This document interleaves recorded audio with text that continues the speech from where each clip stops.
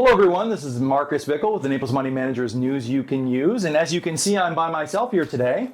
So what do I have for you? Well, I wanted to talk a little bit about not so much news you can use, but about history in a way.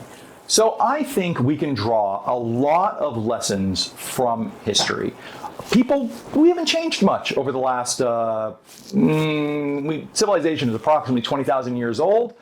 So if you look at history, the same pressures that affect us today, despite all of our silicon, plastic, and nuclear power and electricity, are many of the same things that affected us throughout history, since time immemorial. The having to get up, put food on the table, take care of your family, find purpose in life, deal with the things that life throws at you, whether it's government or nature. Those are all things that our ancestors have dealt with for a very long time. But how does that relate to us here in the United States?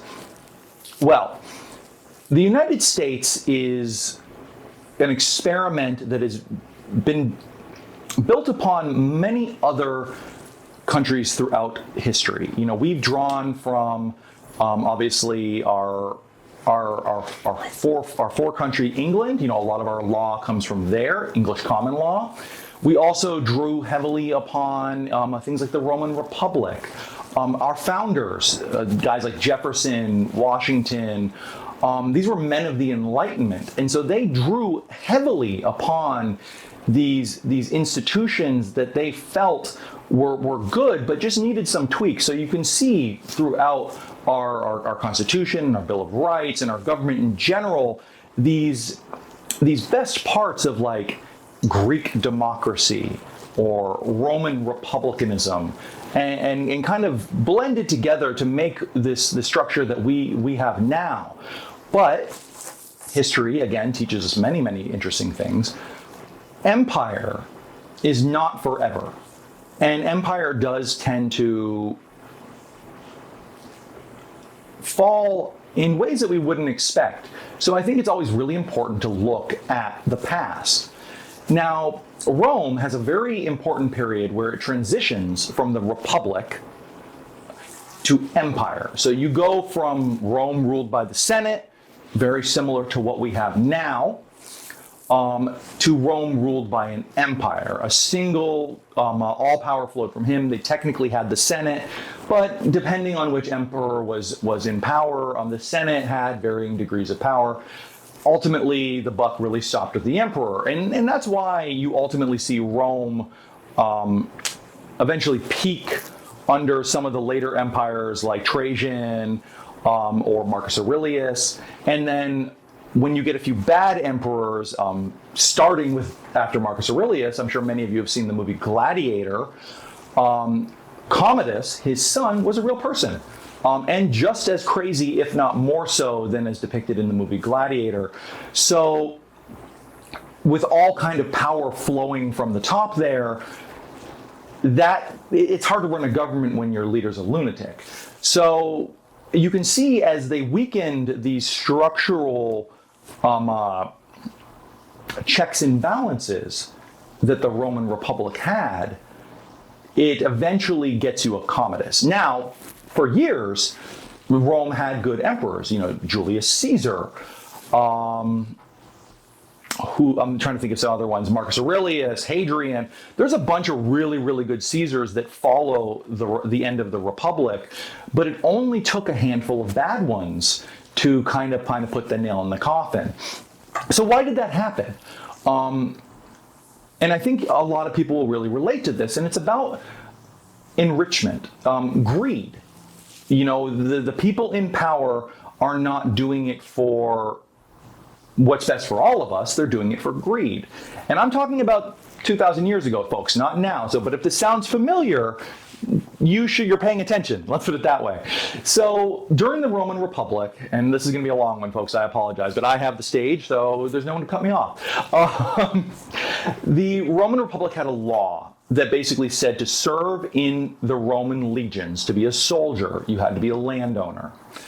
And that was great because many of the Roman Republic felt that your citizen soldiers should have skin in the game. The act of state violence was something that they wanted to control.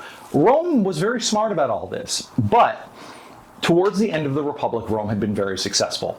Following the end of the Punic Wars, fun to read about, but I won't get into it. Once they sacked Carthage, which was their next biggest competitor, tons of money flowed into Rome. That's kind of how Rome worked. So the senators of Rome were enriched, and they used this money to buy up these small plots of land that these citizen soldiers were owned, creating these vast plantations, further enriching the Senate. But after a few decades of that, there came a problem. There was no one for the military, because there was that requirement that citizen soldiers had to own a certain amount of land to become legionnaires, and the senators owned all the land. Poor Romans, who typically made up the military, were unable to join. So, where does that bring us? That brings us to the tribunes. So Rome had something that we don't have. It's called a tribune. It was largely a ceremonial position, but it was a position that in theory had unlimited power and protections. So two Roman citizens called the Gracchi brothers noticed this problem that Rome was experiencing and ran for tribune. They won and tried to pass laws that would kind of fix the status quo, would break up some of these vast plantations that the Senate had amassed and were making it hard for the military. And this is a real concern, folks, because back then, it's not like now, like there's barbarians at the gates. Like people could come in from Gaul or northern Italy and sack your town. So having citizen soldiers was important. So the Gracchus brothers they thought they were doing the right thing. Well, and again, this is why it might sound kind of similar to nowadays, senators didn't want to give up this vast wealth they'd accumulated. So after some push and pull between the tribune and the senators murdered him on the Senate floor. Now that would obviously never happen today because we have laws that kind of directly came about because of events like that. Rome didn't have a police force. It was kind of like a gentleman's agreement. So when the senators did that, it started the gloves came off. It showed that political violence was a way to get what you needed done. Kill the Gracchus brother, you don't have to break up your plantation. And Rome entered a period, and I'll cut this short, where basically there was a lot of political violence. And eventually, Julius Caesar, you all know him, in order to put a stop to the kind of political violence that was happening in Rome, brought his army into Rome, declared himself Caesar. Rome enters the empire. This is all a very, very long way to put it that we are in a period of our history and where we're starting to see kind of political violence. And it's something that I think is very important to pay attention to, regardless of where you are or how you feel politically. Because at the end of the day, we are all Americans, folks. We are all countrymen. And political violence of any kind is not the way to get your point across, because it is an endless well of blood and fire. Once you kind of cross that Rubicon, to use a Caesar reference, you enter into a period where you're not disagreeing with someone, you're committing violence.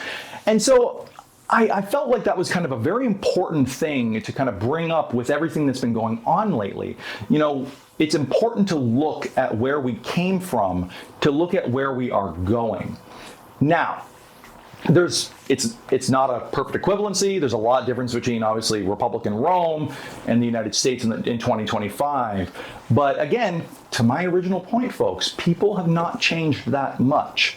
What Marcus Aurelius dealt with, back in BC is not that different than what we deal with now. So kind of things to keep in mind. Real quick, to go back to the market, we had a rate cut. That's very, very good. In the short term, we're going to see how that affects it, but the market's been kind of tepid because of it. So we will begin to see, as we go into the end of the year, the picture kind of solidify. We've already had a pretty decent year because of the second quarter. So we'll see. But that was a brief history lesson, folks. Thank you for humoring me. I find history fascinating. Not exactly news you can use, but maybe something to think about. Maybe something to think about as we move forward as a country. Thank you so much. My name is Marcus Bickle. This is the Naples Money Manager's News You Can Use. Remember, money matters, but most importantly, you matter. And I'll talk to you next week, folks.